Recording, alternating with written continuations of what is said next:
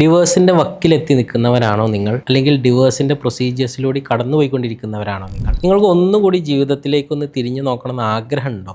നിങ്ങൾക്ക് ആ റിലേഷൻഷിപ്പ് ഒന്നുകൂടി സേവ് ചെയ്യണമെന്ന് ആഗ്രഹമുണ്ടോ?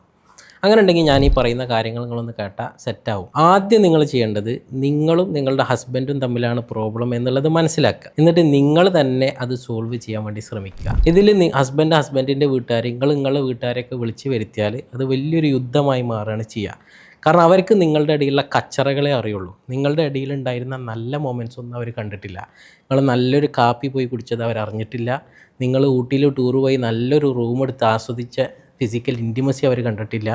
ഇത്തരം കാര്യങ്ങളൊന്നും ഇല്ലാതിരിക്കുമ്പോൾ സ്വാഭാവികമായിട്ടും അവർ നിങ്ങളുടെ നെഗറ്റീവ് സൈഡ്, നിങ്ങൾ അവരോട് പറഞ്ഞ, നിങ്ങൾ ഹസ്ബൻഡിനെ പറ്റി പറഞ്ഞ കുറ്റം, ഹസ്ബൻഡ് വൈഫിനെ പറ്റി പറഞ്ഞ കുറ്റം മാത്രമേ അവർ കേട്ടിട്ടുള്ളൂ. അപ്പോൾ അവർക്ക് നിങ്ങളോട് സ്നേഹമാണ്. സ്വാഭാവികമായിട്ട് അവർ നിങ്ങളെ കൂടെ നിൽക്കും. അപ്പോൾ പ്രശ്നം തീർക്കാൻ വേണ്ടിയിട്ട് അവർ ശ്രമിക്കുന്നതിന് പകരം പ്രശ്നം വലുതാവുക ചെയ്യുക. അപ്പോൾ നിങ്ങൾക്കിത് മുന്നോട്ട് കൊണ്ടുപോകണമെന്നുണ്ടെങ്കിൽ നിങ്ങൾക്ക് ചെയ്യാൻ ഏറ്റവും നല്ലത് നിങ്ങൾ തന്നെ രണ്ടുപേരും ഈ പ്രശ്നം സോൾവ് ചെയ്യാൻ വേണ്ടിയിട്ട് ശ്രമിക്കുക. അപ്പോൾ അതിനാദ്യം വേണ്ടിയിട്ടുണ്ടാവുക ഒരു ത്യാഗ മനോഭാവമാണ്. അപ്പോൾ ത്യാഗ മനോഭാവം എന്ന് പറഞ്ഞാൽ ഒരു സാക്രിഫൈഷ്യൽ മൈൻഡാണല്ലോ. ചിലയിടത്ത് നമ്മൾ താഴ്ന്നു കൊടുക്കേണ്ടി വരും.